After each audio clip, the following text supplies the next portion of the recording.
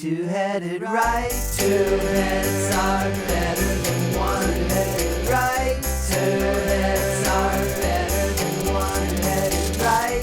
Two heads are better than one-headed right. Two heads are better than one. Hello, welcome back, or welcome if you are new to this channel. My name is Evalyn. And my name is Monty. And together we are the Two-Headed Writer, a father-daughter writing team, originally from Stillwater, Oklahoma, but I am currently living in Iowa City, Iowa, and attending the University of Iowa. Wow, I just said Iowa way too many times. I'm studying English and creative writing here.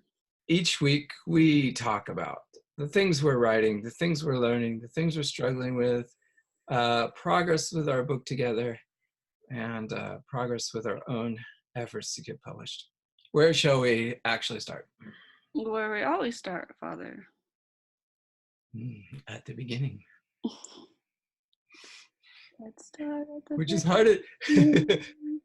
harder than you think, because speaking of starting at the beginning, we've been querying our novel, and we have gotten some new responses, and we've gotten some personalized responses, which is really cool.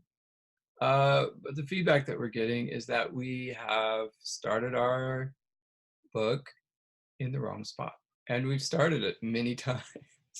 We've written many versions of chapter 1, and just figure out where to start. It's really hard. Where does the story begin? We got a couple of new responses this week, so I'm going to read those. So thank you so much for sharing Inklings of Ethermore with me, but this one's just not quite right for my list, though I do think you have an interesting story here. I didn't fall in love with it the way I need to in order to move forward. So I count that as personalized. She said our story was interesting. But the more interesting feedback was here. Thank you for submitting your query for Inklings of Ethermore for our consideration. Unfortunately, we will now be requesting to read more of the work at this time. I don't believe you are beginning the story in the correct place. While the idea of the fire is important, how the scene is written relies heavily on telling and dialogue. I'd suggest finding a way to write the scene so that the reader can see it. Middle grade has a very distinct young voice that needs more kid-like description and storytelling. Publishing industry is very subjective, so what may not work for us could be just what another agent is looking for. We encourage you to continue your pursuit of publication, keep honing your skills, learning about the industry, and always embrace a growth mindset. Well, I'm working on a beginning, and I think it starts at the right place and it has better descriptive stuff going on, so I am hoping to remedy all of that. And then we can maybe try them again. A lot of times the agencies will say, wait 6 months if you want to resubmit with a revised version. So I was so our stats at this moment, 4 responses that I would say are personalized responses. That's we haven't gotten personalized responses in previous rounds. So I think that means we're doing something right. Probably our query letter. Finally got our query letter to the point where it's getting them excited about the story, but then when they read the first chapter, it's not quite doing it. So there's that. And then 1, 2, 3, 4, 5 form rejections, 3 rejections from being timed out. So they'll say, if we don't get back to you by this date, then assume it's a rejection. So there's 3 of those. And then there are 3 that are late, so they haven't responded to us yet, even though they said they would respond by a particular date. And then 6 that we're just waiting to hear back from. That's not bad. No, not bad. It's probably it's our best round so far. Even if we don't get a request for manuscript, I count this as a success, because we're not just walking away from it with a pile of rejections. We're walking away from it with a direction. The one I just read, she said that we started in the wrong place. And there was a different one earlier who said something similar. That she doesn't respond to the main character's loved ones dying right off the bat. Um, so again, started in the wrong place. That's all very encouraging to me. How do you feel about it, Evelyn? I feel encouraged that we know where to go from here, but also annoyed because that was the main change we made last time, and it feels like we wasted an entire process. I understand that, but I don't want to look at it that way because one, we also revised our query letter, and based on advice from the same person, by the way. We revised our query letter, and that seems to be working now. I would guess that our query letter is working really well. So we got that nailed down. I don't think we should change it. What we had before wasn't getting responses either. So maybe they just weren't getting past the letter, but I have a feeling that the opening still wasn't throwing the reader like into the action well enough. And so I'm starting back at the same place in time, almost, that we started before, not quite. But I'm also throwing the reader into some action right away. So I think, I'm making some improvements over what we had in the iteration before this too. So I'm feeling like we're zoning in on it, right? I don't feel like it was wasted. But yeah, it is frustrating that we have to go through so many rounds. But hey, it's our first novel. If we ever get it published at all, it'll be amazing. On my own writing, I haven't done any because I'm still sort of giving myself time to rest after finishing the first draft before I go back and read it. And I have been grading papers. Did you start the book? Oh yeah, let's see. I did. I read. Do you want me to hold it up? Yeah.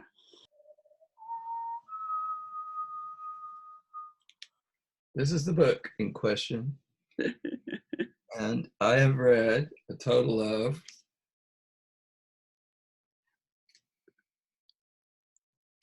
14 pages. Woo! First chapter, basically.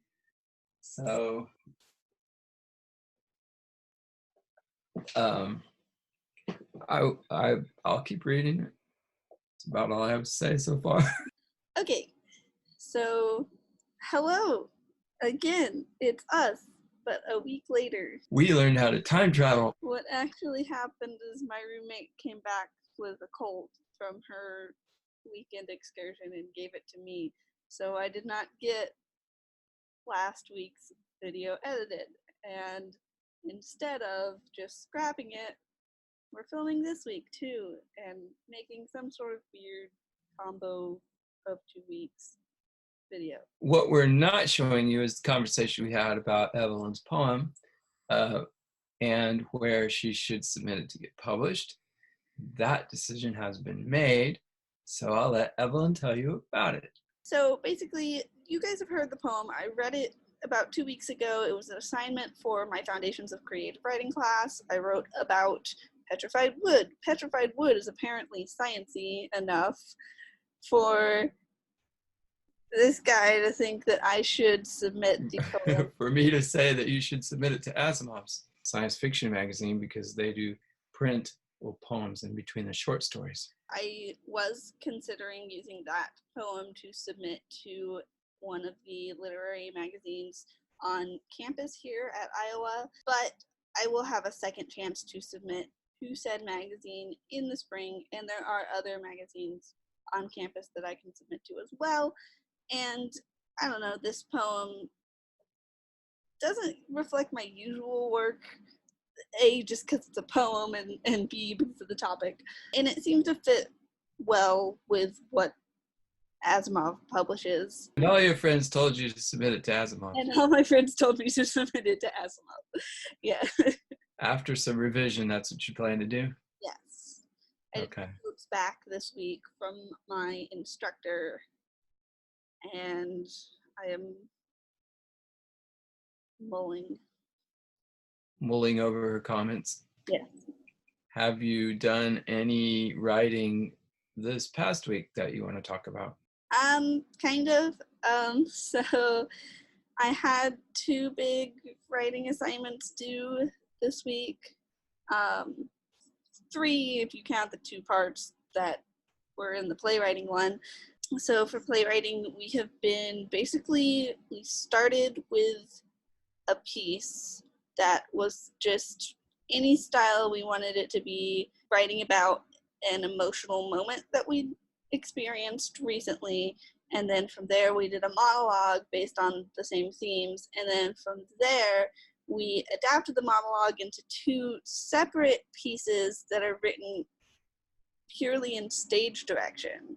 So one of them had to have just the person who was delivering the monologue, and then the other could have as many people as we wanted on stage. So that was due Thursday, but we didn't get to mine in class, so I still haven't heard feedback for it, but I have turned them in.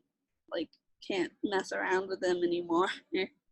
I was really interested in how you were going to manage stage directions for like a single person to, without dialogue, get across the content of your monologue. So the monologue is basically going over this list of friendships and how they ended. And so I was like, how the heck am I going to show that with just the one human? But actually, we did like a free writing exercise in class where we ended up writing about an object. It was like a weird process, but we had to use the object that we found during the free write in the piece. And mine was a necklace. I wasn't super specific about it in the free write, so I made it into a friendship necklace, like, you know, like half a little heart. So the friendship necklace represents the relationship, and then for each different relationship, the character uses a different set piece. And she keeps taking the necklace off and setting it aside, moving on to the next set piece, and then by the time she leaves that set piece, the necklace has reappeared. Okay. I remember you telling me that your teacher encouraged you to do impossible things in your script, that to let the, if somebody was going to mount this production, they'd have to figure it out, but you don't have to think about it yourself, how you would actually do that. Lights come up on a gray sofa, stage right. Rose sits on the sofa alone. She is holding a necklace in her hands, silver, with a pendant shaped like half a heart. She contemplates the necklace for a moment, holding it up to the light, then, with a shake of her head, sets it down on the cushion next to her. She stands and walks upstage. Taking a seat crisscross on the ground, she begins to play a hand-clapping game, as if there is someone there with her, but only she can see her partner. Suddenly, the invisible partner disappears. Rose falls forward, hitting her hands on the ground. She reaches up to her neck and finds the necklace hanging there. She carefully unclasps it and sets it down on the ground next to her. Rose stands and walks further toward center stage, where a swing set and monkey bars are waiting. There is a purple backpack leaning against the far end of the monkey bars. She takes a seat on a swing and begins swinging, pushing herself higher and higher. But she hesitates before she leaps. Instead of flying, she tumbles to the ground. She stands up, brushes herself off, and reaches up to remove the necklace that has reappeared around her neck. She tosses it back toward the swing set and heads for the monkey bars. All right. Yeah, I get the idea. Mm-hmm. Was there another assignment, or is that? Yeah, no. Yeah. I had a lot to do this week. It was stressful. And I was sick. Yesterday, so Saturday, I had to turn in my second foundations piece. And tomorrow, Monday, that gets workshopped. So my fellow students at this moment are reading and criticizing it. Critiquing it. All of my comments, I feel mean saying. I mean, not all of them. One of the pieces was poorly written, and I felt bad about writing the comments that I did, but I hope they were helpful. And I know I wasn't the only person who commented on some of the things, because Olivia's in that class too, and she said she commented on some of the same things. So it wasn't like I was just being overly mean. But then we also had to critique a poem that somebody wrote, and I am awful at critiquing poetry. So I was just like, I like these things. Good job, bye. Like, I didn't feel like I was helpful at all. I was like, this is the other extreme. Critique is hard. So next week we'll find out what your peers thought of your piece. Correct. Chapter 1 is getting very close to a point where I'm going to want you to read it. I think I've solved all the problems. I just need to smooth it out a little bit and then send it to you. So we're getting close. You look excited. Yeah. That's good. I've come to terms. Are you curious to see what I've done? Yeah, you've been working on it for a while. I have, 3 maybe not in terms of total hours, but just spread out a little bit because I'm busy with teaching and stuff. So, barring any other illnesses that I might acquire, we will be back next Wednesday. And until then, remember, 2 heads are better than one.